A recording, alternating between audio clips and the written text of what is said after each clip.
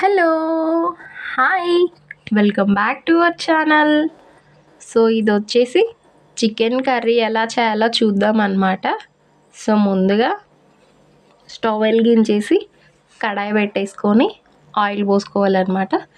So, oil అనేది heat ఎక్కిన తర్వాత ఆనియన్, పచ్చిమిర్చి, టొమాటో వేసుకొని బాగా మగ్గనివ్వాలన్నమాట. సో, అవి బాగా మగ్గిన తర్వాత అల్లం వెల్లుల్లి పేస్ట్ వేసుకొని బాగా మిక్స్ చేసేసుకోవాలి.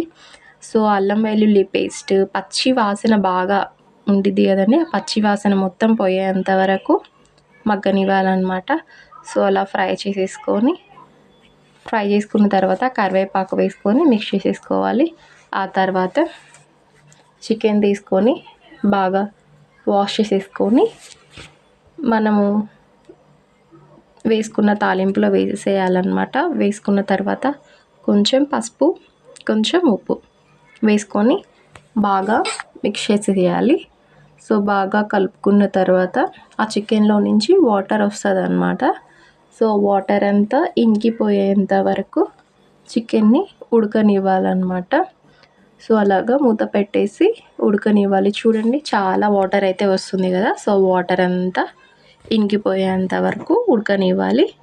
సో, ఇలాగ ఆయిల్ తేలుతుందన్నమాట వాటర్ అంతా అయిపోతే. సో, ఆయిల్ పైకి వచ్చిన తర్వాత కారం వేసేసుకొని బాగా మిక్స్ చేసేసుకోవాలి.